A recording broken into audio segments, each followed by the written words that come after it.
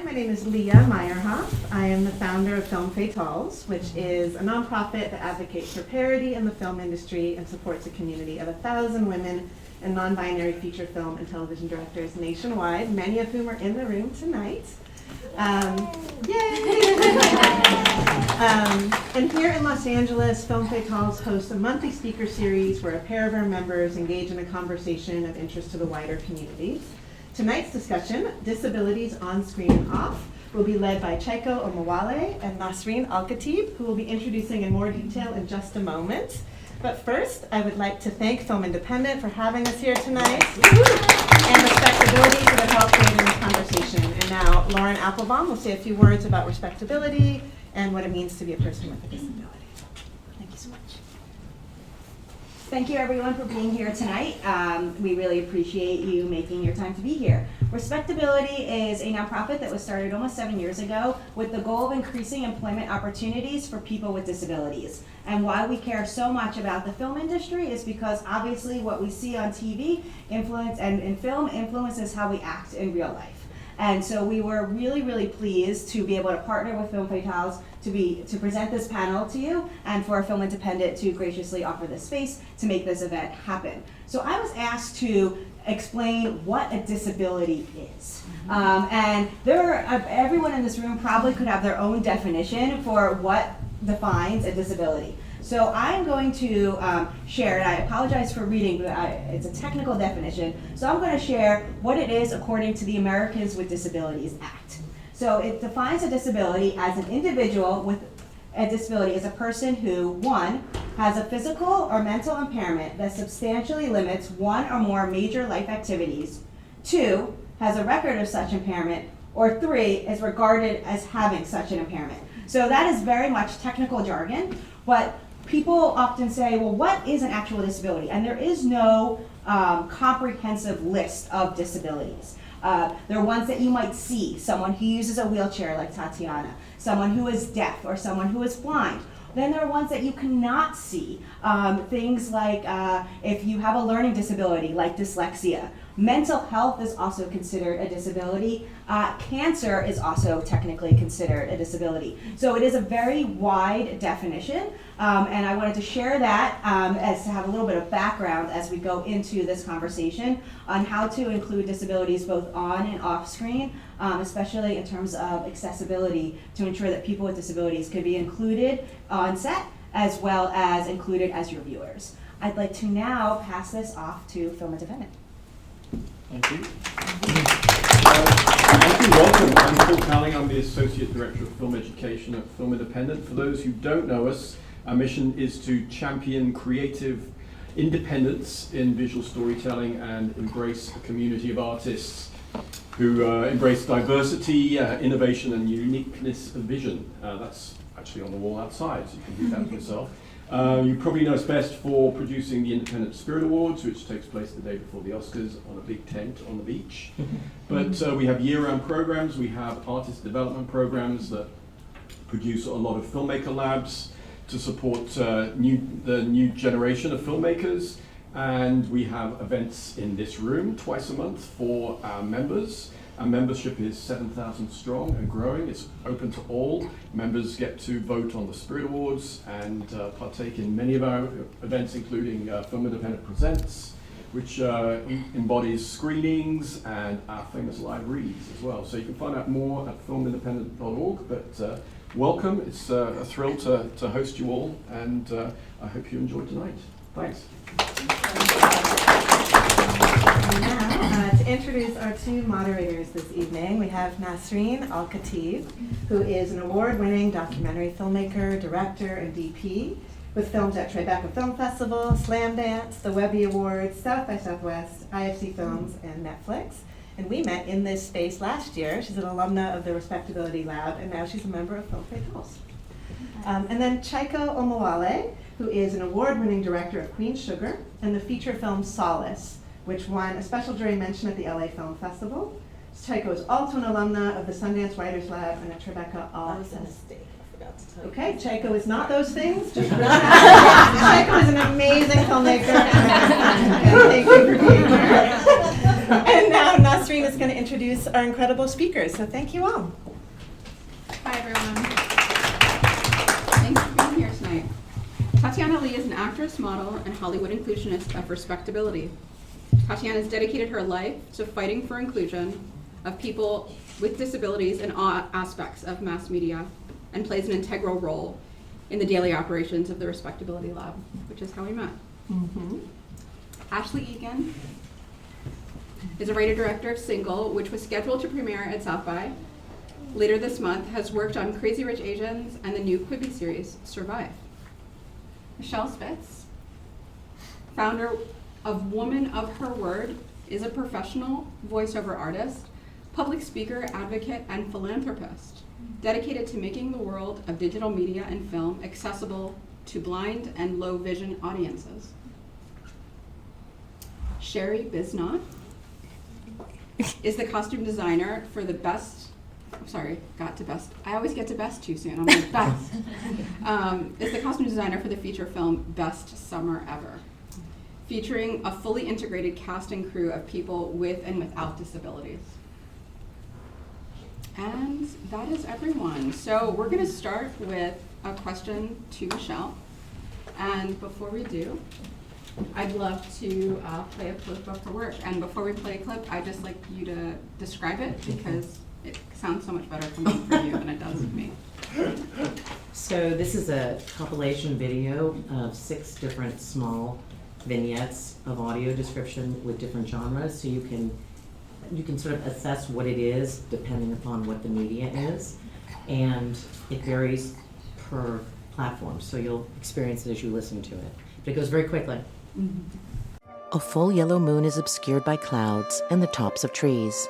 Aaron stands in a corral in front of a horse stall. Yellow light warms the wraparound porch of a large 2-story house. A woman glances at Lutz. She places her pass in the hand of the child next to her. She kneels and kisses her. Lutz takes the girl's hand. The woman's chin quivers, her eyes fill. Fingers trace a raised line map with braille from the top to the bottom. My destination, Portugal. A young woman lies on a bed on her stomach. Her brown hair is pulled in a ponytail. The balloon floats past another sign that points to the right. It says armadillo. The mouse pulls the banana. The giraffe steps on the string. The mouse tugs. They performed live together only once more, on the rooftop of their offices in central London. Savile Row, 1969. Don't let me down. The dance begins.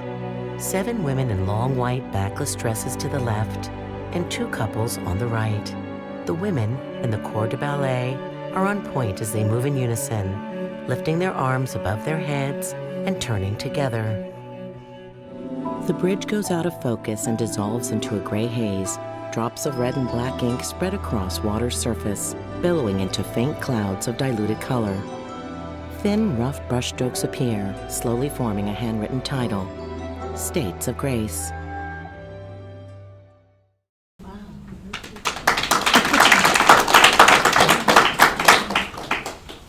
So question, Michele. At what point in the production process do you start the disability question? In terms of the audience, in terms of the content, At what point in the production process do you think about people of all abilities, of people with disabilities? When does that start for you? so it comes in 2 phases depending on the content that I'm narrating or the film I've chosen to give a grant to. A lot of the projects I've worked on are based on disability subject matters, so the conversation starts in the very beginning. The writing process thereafter is writing the details about what that content is going to be for audio description. And then, of course, the audience, being low vision and blind audiences, is the next step, whether or not it's a subject film, in other words, about a disability or not about a disability. So it's basically, the overall concept is, how is this processed? How is the information processed? What is the script writing? How are we articulating it? And how is this all coming together seamlessly? So it has a sort of a lovely flow to it. Tatiana, the next question is for you. When do you ask your crew and talent what resources they need to accomplish their job? I would say from a standpoint, like if I was telling someone that is doing a production including people with disabilities, it should come very early. As soon as you decide who you're casting, I think they should let them know, ask them, and give them the autonomy to ask for what they need, or even go a step further and say, what do you need to execute this job properly? Because sometimes it's not that much. And a lot of people think accommodating someone on a set is super expensive. It costs less than $500 to accommodate someone with different forms of disability on a set. So if you're gonna get someone who's a great actor and you're only spending a couple $100, probably less than that, to accommodate them, the impact is gonna be a lot huger from that. So you're coming out on top still. And for myself as an actor, understanding that, I let people know what I need right away. Once I know I have the job, it's like, okay, I can do this, but this is what I need. And I try to do it in a way where, because sometimes as a person with a disability, sometimes we don't want to rock the boat because we're afraid of not being invited back. So sometimes we're afraid. So when the production gives us that opportunity to say, no, I want to know what you need so you can do this job. I know you can do this job, but what do you need? And I just let them know, okay, I need this, I need an extra chair so I can change my clothes, and, you know, little small things or whatever. I need to make sure it's, you know, there's no cords in the way, and kind of that's it. And, you know, it's not as huge of a big deal as a lot of people may seem like it may be that daunting, but it really isn't. Thank you. The next question is for Ashley, but I'd love to show a clip of your work before I Sure. ask you. Yeah, this is my trailer to my short film that was produced in the AFI Directing Workshop for Women. And sadly, we're supposed to show this at South by. Yeah, no, I think it'll be fun. Oh, my mom's friend just left me a voicemail. Watch, he's probably bailing. I'm checking out, okay? So I'll call you tomorrow and let you know how it goes. Okay, bye. That'll be $15.60. Here's a 20 for you. Do you need help out to your car? Nope. Think I can carry my one bag. Thank you, though.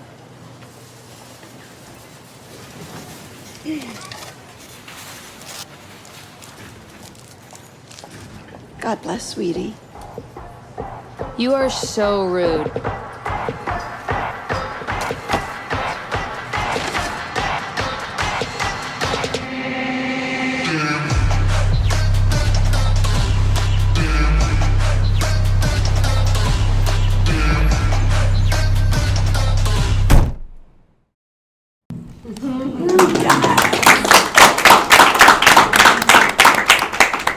Ashley, there are visible and non-visible disabilities. So in your interpretation, when is it safe as a filmmaker to identify yourself as someone with a disability? When is it worth mentioning, and when is it okay to check the box? I think it's just personal per person. I know for myself, it took a long time for me to be okay with that label, and if anyone placed that label on me, I'd feel very offended, but that was a whole internal journey that I went through on my own, and am in a place where I'm very proud to be a part of the community now. But I think let people bring that information to you. If they want to talk about their disability, let them. I don't think you should place anything on them or say, you know, assume anything, because I think that's where it can be offensive, or I just always let the person with the disability do the talking, and the way sometimes you can get to that is by asking questions and saying things like, what do you need, or how can we accommodate to you? I think that's the big, you know, with invisible disabilities, just let them bring it up. I wouldn't assume anything in the beginning, so I don't know if that's kind of That answers, yeah. captures it. The last, Shari, I'd love to show a clip of your work before we answer. Okay. So this is Ready to Write, or Best Summer Ever, is actually a musical, and this is after Ricky Wilson, who's our lead, basically has this like wonderful kind of like aha moment, just like accepting himself and like having his family accept him. So this is him just like breaking into the town and like living his best life. And this was also supposed to premiere at South by. Yeah, and this is so dope. Tonight I'm dancing free, gonna let the whole world come and dance with me. I've got no reason to hold it all inside. The sun is going down on the west side swing, warming up a place that I've never been. Take it or leave it, I'm making up my mind.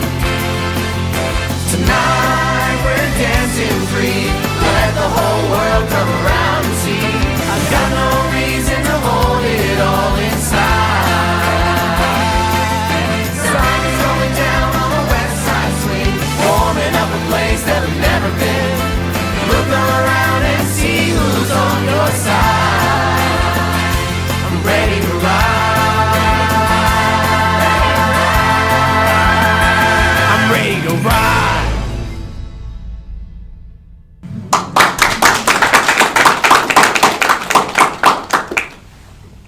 So in terms of accessibility features, some of the larger institutions like AFI and South by Southwest have yet to dedicate accessible resources like captioning and audio description files to filmmakers.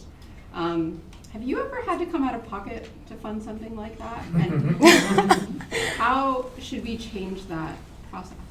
I have yet to come out of pocket for that. I think just in terms of, we need to make space for everyone, regardless of somebody having a disability, somebody being, of a different race or, gender or sexual orientation. Like, it is important to put those things first. It's just everything needs to be an option. It needs to be mandatory that everything is an option, and then that's it. I'm sorry, I'm just really kind of dry about it. There shouldn't be any wiggle room about it. I have something to add to that, just a little, because I did not know about audio description or closed captioning and the capabilities with the devices that they have now that most theaters, I learned a lot of this from Michele. She gave me a grant for my film, and so I was able to put audio descriptions and closed captioning on my film single that was going to have that in the shorts program. It would be the only short there that would have that, but they did have the devices in that theater to be able to, so other people could access the film. And I really, I'm a person who's lived a whole life with a disability, but I don't usually think about the other disabilities in my community, and it's so important that we do, because this is what Michele exposed to me. Once you learn about it and how amazing it is that your story can reach other people, you really want to advocate for it. And I did, she gave me a grant to get them done, which was amazing, but at AFI, they don't have the capability to put that into a DCP. So the technical stuff, AFI doesn't have the ability to do it. So I had to go to an outside post house to get it done. And I did have to pay the extra money, but it's everyone at South by was so supportive, because they were this is about principle, maybe you'll start a trend. It's something that someone has to fight for. And I mean, it was only $100 or something. It's nothing in the grand scheme of making a film. But I think it is something that you really have to fight for it. And if you do push, South by at first wasn't answering, and then they said no, and then they said yes. And it was kind of this whole journey that we went on, and now I've been talking to the DGA, and they have assisted listening devices. They don't have audio description capability, or no, they don't have closed captioning capability, but they do have audio description. So it's just about checking which places have it, and if someone talks about it, I think that's how you get it in the space, so that's something that, because I met Michele and now I'm an advocate for it. So. I have I think actually it would be awesome to hear from everybody who is has made a film. Those are really helpful concrete examples, and the example of $500 is sort of all it would cost to accommodate me. Can each person maybe give I don't know, 3 things, if that's not too much, but 3 things that are super practical, because if there are other filmmakers in the audience, those are things that even I don't have a physical disability, but as a micro-budget indie filmmaker, I would want to know what things I should think about when I'm budgeting, so that I can actually, put my money where my mouth is, believing in inclusivity. And, I want to add to that I think that the burden shouldn't be on people who have disabilities to I understand what you were saying, but I was wondering if you guys can articulate in a way that, oh, I know what it is. This is a much better way of saying it. This is a much better, I'm sorry, I'm pregnant and I'm a little loopy. Thank you. This is the excuse for everything. In the 1 to 3 examples, if there are like resources that we can look to, so for example, if there's like a website that has, you know, these are the things that should make your set, like how environmental people have like a list of how you make your set eco whatever friendly, like are there places that we can all go to learn more about other disabilities and what we need to do to have them on, like to make space for that on set? And anyway, I think you guys get, but if everybody could say something, and then I have one more question as well after that. I'll start. So we actually at RespectAbility have a Hollywood inclusion resource guide. So we have a lot of great information in there about different disabilities, different accommodations, how much it costs, different resources of where you can find it. And I would say a lot of the things like captioning, depending on, like, it's super easy. Like, first of all, I don't know, but if people upload your content to YouTube, I don't know if you know, but it does automatic captions. And it's free. So, and sometimes basically it may mess up a word or two and you just got to go fix it. But you have free captioning. And then I think Final Cut Pro now has a new version where they'll add the caption into it too. So that's the captioning thing. I know Michele can talk about the audio description. And when it comes to accommodating a person with a disability, that's whether they're an actor or something, ask. Don't be afraid to ask that person. Majority of the time, that person with a disability knows what they need. They're a professional. Don't assume that they're not a professional and they're not a professional at their job at what they do. So ask them, what do you need? What can I do? And I think that's the most important thing, because a lot of people assume that we don't know what we need, but we do. And those would be some of my tips.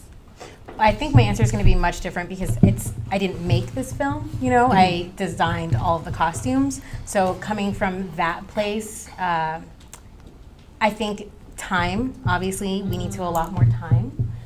Waste money. Yes, yes, 100%, but really in the grand scheme of things, it's not that much money. Right.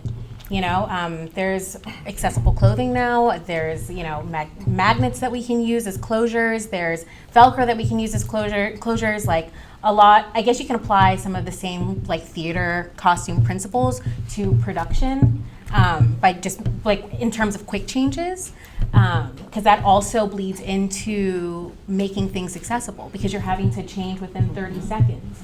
And then again, asking questions. Like most people know what fits them the best and what feels good for them, like fabrics, how they like to, you know, put clothing on and take clothing off.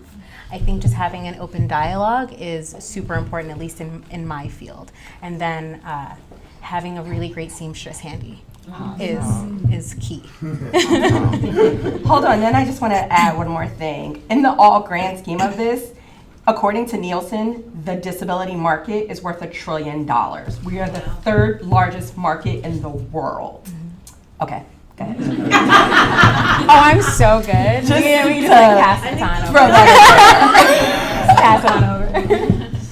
So actually, I also gave a grant for Best on River. I just finished recording it. Oh, yay! So that was a lot of fun to audio describe, by the way. It was complicated. Yeah. It was a very wonderful project. Thanks. I have a couple of things to say about this. I've been doing this now for almost 7 years, and the majority of my content is about disability content, and then a lot of it now includes other things like documentaries and narratives, because these are things that may not get audio described. And in my process of this journey, I have created grants that didn't exist because they aren't there. They're very hard to come by. So the San Francisco Film Festival is now starting a new program with people that would receive grants, and we've talked about how they could assess a grant, how much money we're talking about. So there's a couple ways to look at this. To put a line in your budget, you may or may not have this extra money to do it, but I would overall, I mean, I go on the peripheral outer lines of this, I would say $5,000 for audio description and captioning, and the staff to oversee it and be sure it's actually utilized and pushed out, and there are people overseeing it and things like that.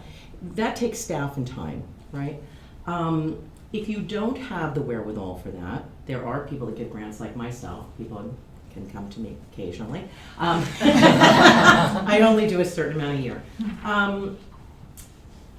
I hope in the near future, I really do, that there will be more people getting grants, that you'll be able to identify a little bit easier. But there will be people that care more about it. So the subject matter is becoming more evident, more to the surface, and we need more funding for it. But if you do decide to create the asset before you get distribution, that's if you get distribution, I hope you all do. Or for example, if you're gonna go to the festival circuit, there are gonna be, of course, venues which don't accommodate audio description and captioning, unfortunately, but Sundance, for example, just did. The Ruderman Foundation funded that. South by Southwest, thankfully, is implementing this concept, and the San Francisco Film Festival, so on and so forth. So you're gonna see a lot more of the festivals start taking the asset. So my recommendation, my little penny's worth, if you can do this in advance of anything else, then that means that your media goes out with all the accessible assets. And you can try to ensure that it goes with the journey of the film, as opposed to waiting to see if you got distribution and maybe the distributor decided to do audio description, maybe they didn't, maybe they did captioning, they'll probably more likely do captioning, and therefore it's already in place. And especially if it's a film about a disability of any kind. In fact, that's a no-brainer. Any film with a disability subject-based content should be accessible to deaf and hard of hearing and blind and low vision audiences. It's a no-brainer. So it's something to think about. And I'm sure there are monies to be had and other people that are willing to help other than myself. You just have to find them, and you can always call me and I can try to maybe redirect you. But that's what I would say to everybody. If you can, do. If you can't, ask someone that can. But do your very best to have it go with the journey of your media, whatever the subject base is. Can I ask a follow-up question before Ashley gives Sure. her response? So my film was a micro-budget film, and I guess it was dealing with mental health stuff, so invisible disability. Sure. I had never heard about audio Mhm. description Yeah. before, but I knew about closed captioning. Sure. And this is so particular to all my intersections. So as a Black woman making a film about cutting and eating disorders and things that are already not visibly noticed on us, and then that disability, which I'm learning now is an invisible disability. Sure. The money is so important to me because I wasn't getting money for my film. I had to do that all crowdsourcing. And so my follow-up question in that context is, are there ways in which you are communicating, or you can give advice, maybe there's somebody in the audience or somebody watches this, of how people who are in charge of funds or people who do labs, like what are ways that like you can spread the word, because the filmmakers themselves, it's hard to just say you should include $5,000. I think the emphasis needs to be the people who have access to money, talking to other people with access to money to say these are all really important integral things. If you could just speak to that a little bit, and then Ashley can answer her. Okay, so I'm going to answer this question not as an audio describer, but as a philanthropist. Yes. So that's a big part of my life. And so I am often speaking to other people about this. I do a lot of public speaking, and I do a lot of sort of integrated conversations about considering this and making money available for it. So really the bottom line for me, and then I think for everybody else, is to talk about it as much as you can. Talk about it with people that are in the funding divisions.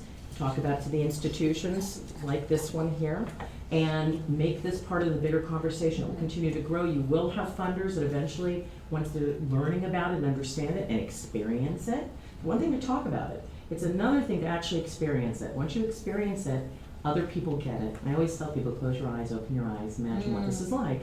And it's very impactful. So the conversation is mainstream. It's for all of us to talk about as often as we can. And I understand exactly what you're saying. I'm on a mission. Keep up. I think for me, so my film, I had one woman who was born with one arm and then a guy who was born with one hand. And a lot of the practical, kind of getting over the practical challenges is just spending time with them and doing a lot of pre-pro with them and getting to talk to them about their disability and how it affects them, and if there's certain things that they can or can't do or they feel uncomfortable doing, or how has it been their childhood, just to know kind of what areas to touch on. My film really digs into like identity and disability, so they were very open with me, talking about stories growing up in their past and how they've kind of handled this identity. So that was good, so we weren't figuring this out on set, or we weren't crossing boundaries, so you're not losing time. I don't know any other like practical, I think Well, you're a something- producer as well, or I think or director? Indie filmmaker, you're a producer as well. Right. I Maybe what are wasn't- things you would need, like, Would let's say need, for yeah. your next project, what are like practical things that you would need to have happen so you can do the best work you can do? Right, and I mean, I think one huge thing is, so I used to work for John Chu, who directed Crazy Rich Asians. I was his assistant for 2.5 years. I went to Malaysia and Singapore with them. I'm someone who, I can't carry a lot of heavy stuff. I have a visible kind of like gait in my walking. I think it's just listening to, I think first of all, like hire people who are diverse and different, and people who can be on your set, who can kind of give that voice. And I think it was having people available that I could trust to tell them I couldn't do something. So maybe you are that ally to someone that could be, if they're struggling with anything, maybe they can talk to you.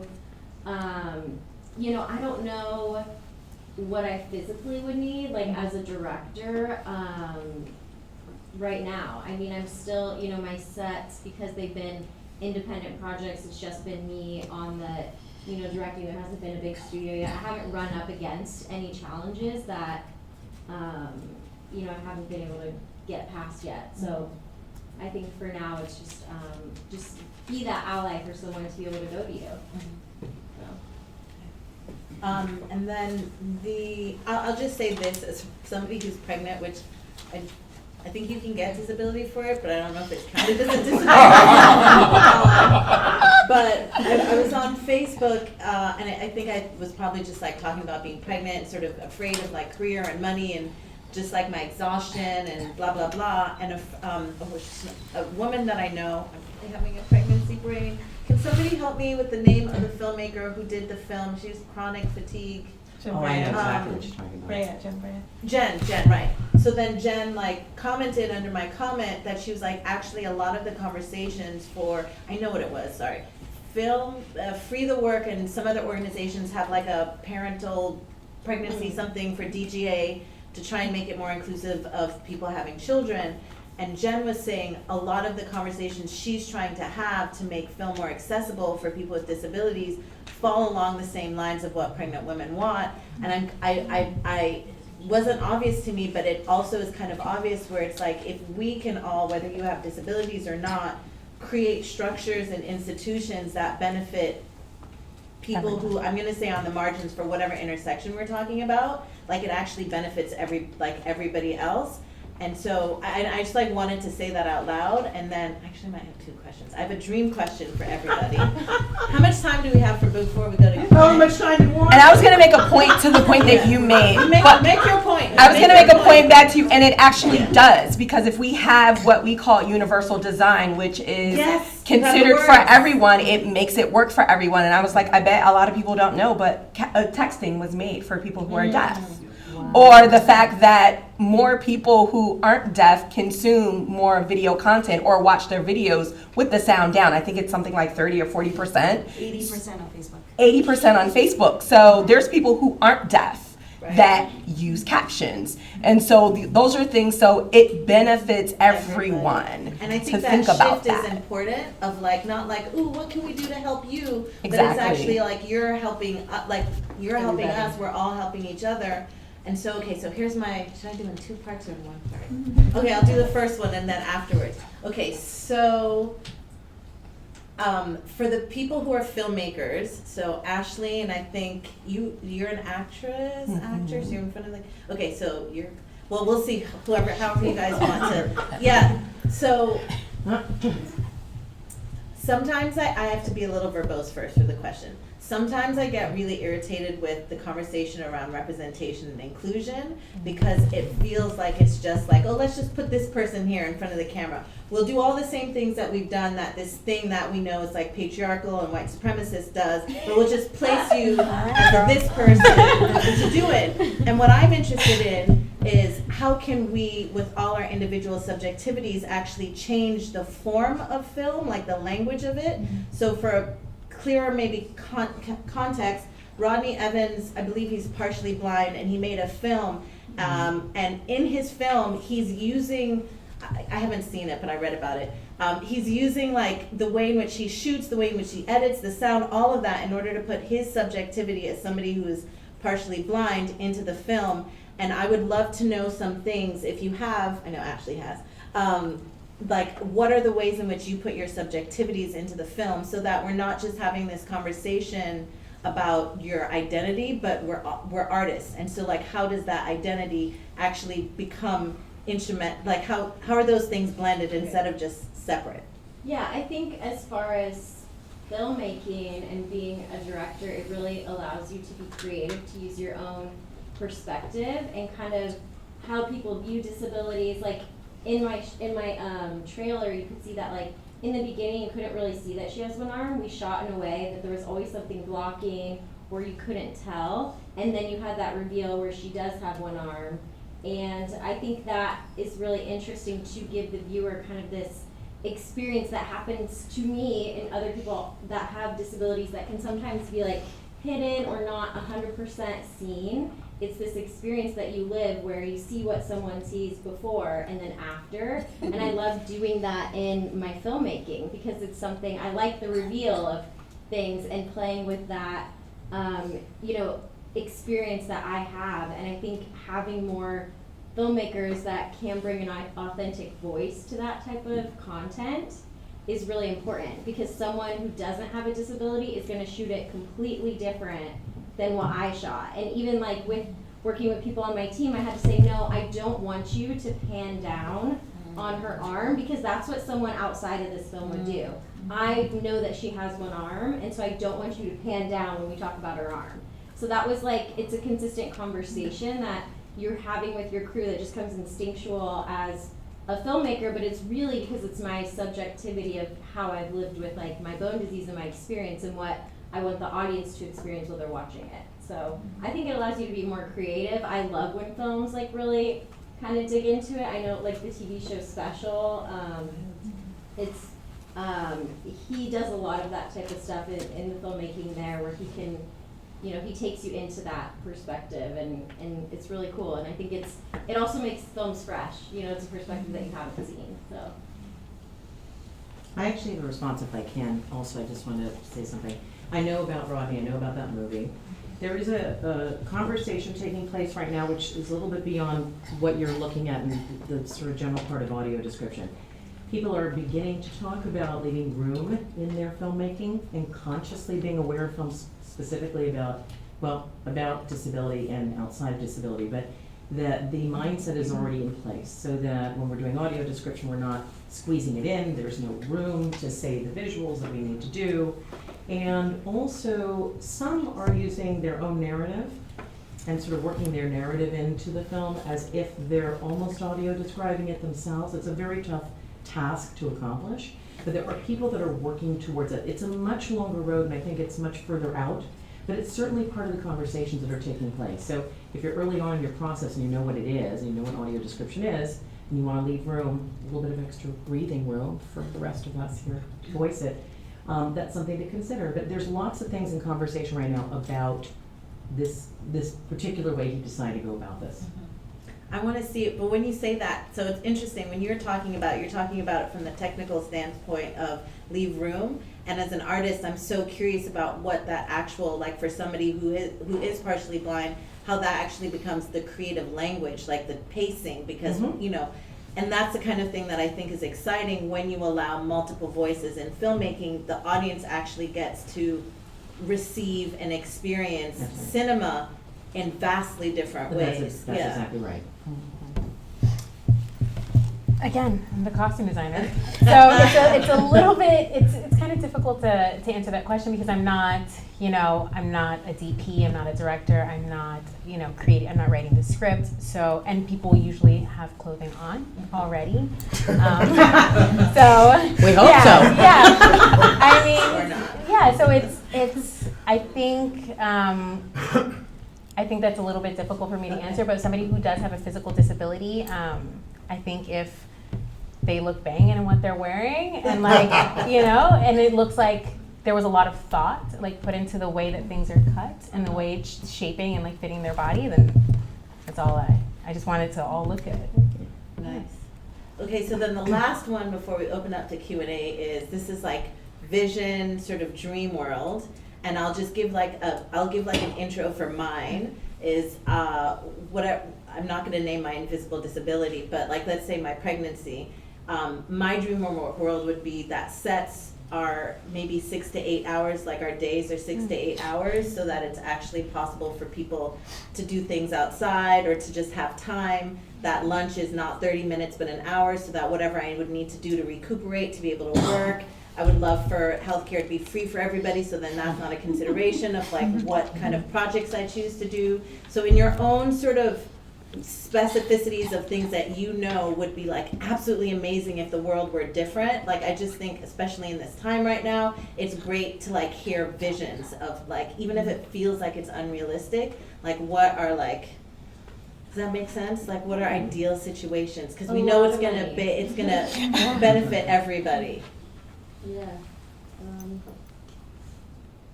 Yeah, I mean the healthcare thing is really important. I think something that would allow, you know, going up in this industry as an assistant to directors and producers for like 10 years, so insurance has not been the easiest to come by, and not until Obamacare was I able to even have a job that didn't offer insurance, and so that was really tricky, and I feel like I got lucky with where I was and where my career was taking off, but I would have had to deny this job that kind of completely transformed my career because I wouldn't have had insurance, and I have to have insurance. Like I go to the doctor multiple times a year, and that is definitely something to not worry about. That aspect would be huge because it's still, even now, it's just expensive and there's a lot of stuff. So that's kind of a big dream thing. Man, I don't know, you said so many good ones. I'm trying to think of like what happens on sets that like. Yeah, I mean,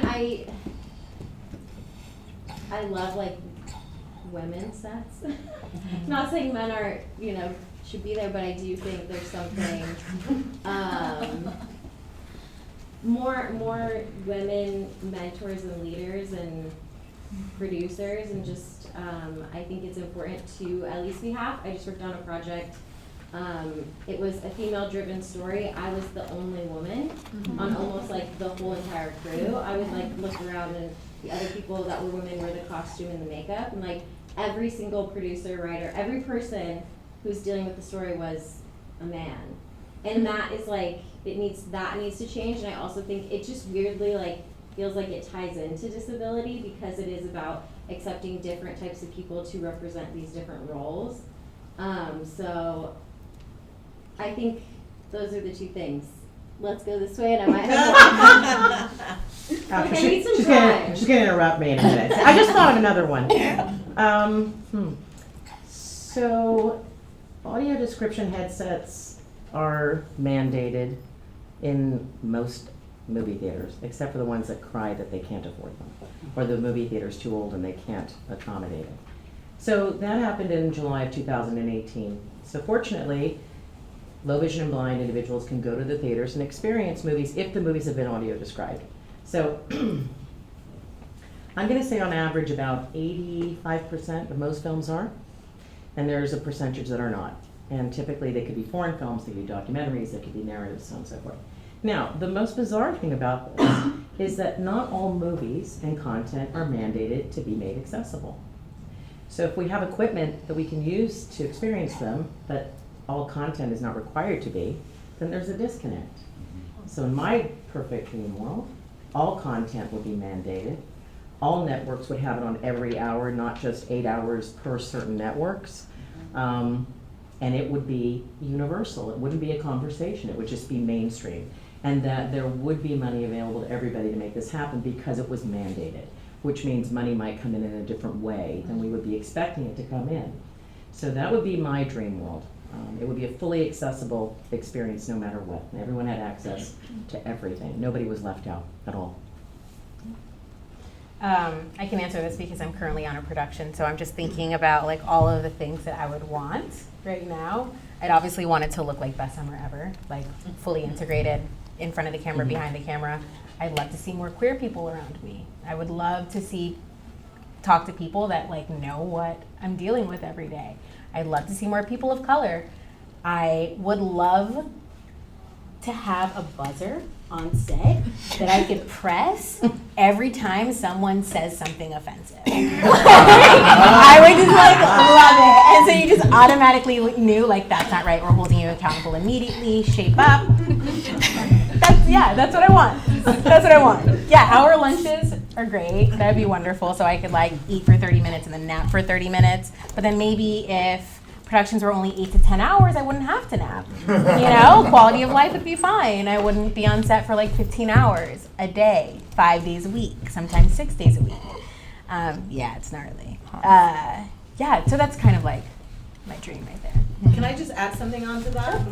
So if somebody had, I don't know, I can't name one, but if somebody wanted to be a costume designer and had some sort of disability, like what are things that, those are all great for inclusion, but like what are things that would make it even possible for somebody to be able to pursue that career or like perform excellently in with costume design? I think for any costume designer, we forget about our support. We forget about our team, So we have like assistant costume designers, other like shoppers, set costumers, et cetera, that really drive that team to be successful. So I think just having like a really strong support system with you to like help you if you cannot physically carry certain things, if you cannot, if you can't be in a fitting and do certain things, because fittings are really intense. Yeah. And they take a really long time, and sometimes you're on the floor like dealing with hems, and if you cannot get down to the floor, you need somebody who's going to be able to get down to the floor. So you need to be able to staff correctly with people that are understanding what your limitations are and that actually like make the time for you. I would say my dream world, it would be a few different things. So number one would be there would never be a question about casting someone with a disability in any role, first of all. Because as an actor, a lot of times we only get to be in the room when somebody all of a sudden wants to, we should make this person a wheelchair user. Bring in all the wheelchair actors. And that's the only time we get to audition. I never have the opportunity to audition for the role that is the black girl that's the aunt. Nothing about a wheelchair, or the best friend. So that's number one, that it shouldn't matter about their disability or a role that's made for a person with a disability. They should just be auditioned, number one. That would be my number one. And then when you do include disability, don't think you just included someone with a disability and then you're good. So you have that one person. There needs to be more. People with disabilities, we make up 20% of the population. And it does not reflect what media is. We only make up about a little more than 2% in mass media of what you see. 20%, 2%, that's a huge gap. So have a few people, and sometimes you only go for the white girl in the wheelchair. So a lot of times I'm not even thought about because I also have that intersection of being black and being a woman and also being a wheelchair user. So I have all these check marks against me that make it a lot harder. And another thing would be, I would do away with inspiration porn. Have to. And does everybody know what inspiration porn is? No. Okay, so inspiration porn are stories that are basically the focus is on the disability and the goal is to make you feel better about yourself. So like when you see that person and they tell that story, oh my gosh, she dressed so pretty and she was just so amazing. Or if you hear about those prom stories where somebody took somebody with Down syndrome to the prom, those are inspiration porn stories. And it's like, it's not about the autonomy of the person with a disability being a whole 360 person. It's solely focused on their disability, and the goal is because you feel better about yourself. Oh, at least I don't have to deal with all of that. That's inspiration porn. I want to see characters that are three-dimensional, have livelihoods, have jobs, have careers, have relationships, have husbands, have wives, and all of those things that we are as the disability community, because they don't portray us in the way that we really live our lives, and that needs to be told, and which is why I think it's so important to have people with disabilities behind the scenes as well. Like Ashley doing her film, that's amazing. She's telling it the way a person with a disability would want their story to be told, because she's assisting with making that happen or telling the story herself. We're literally having to tell our own stories because no one is really getting it right. So those are some of my dream scenarios that I can think about right now. And more accessibility, just across the board on everything, visual, hearing impaired, mobility, everything. I have an add-on question to that. Okay. Are there casting directors or institutions that you can let us all know about who are sort of being doing this right? And if they're not, please also say none of them. So I feel some productions have done a great job. ABC Disney has been doing a really, really great job. NBC has been doing a really great job with a lot of the shows they've been doing. New Amsterdam, The Good Doctor, Grey's Anatomy. They're so great shows. Netflix has been doing a great job. Do you mean content like story-wise, or like literally how they're casting? How they're casting, yes, how they're casting, because they're using people with disabilities authentically. That's another huge thing. Stop casting people who don't have disabilities to play a role to have a disability. That's another thing. That's a huge smack in the face to trained actors with disabilities when you're casting someone who does not have that disability and they're like, I didn't even get auditioned. So there are productions that are doing a really, really great job. And like I said, Netflix with the show like Special that Ryan did, and then Healing Powers of Dude, which actually, Respectability, we helped assist in shaping this one character. She's an Asian girl in a wheelchair. And it's an amazing show. It's about just a bunch of teenagers hanging out and having fun. And it had nothing to do with her disability. She was just this fun, badass friend that she was fearless and amazing, and that's just it. It's like, it wasn't about her disability. So things like that. So there are some shows and different things like that, but we still have a long, long way to go. Can I interject for 1 minute? There's Respectability, of course, is connected. I think it's KMR, am I right about that? Yeah. Yes, I was gonna say yes, And KMR. Gil Williamson's, Gil Talent. Williamson is an agent for actors with disabilities, and she does extraordinary work. She's been doing it for a very long time. I'm actually one of her clients. Yeah, so I think that she's a person to look to for talent, most certainly. She's been doing it probably longer than anybody else. She has over 400 or 500 clients, and they're all trained actors with different various disabilities from different backgrounds, and are ready to work. Yeah, That's amazing. KMR. KMR, her name is Gail Williamson from KMR. So I'd love to open it up to the audience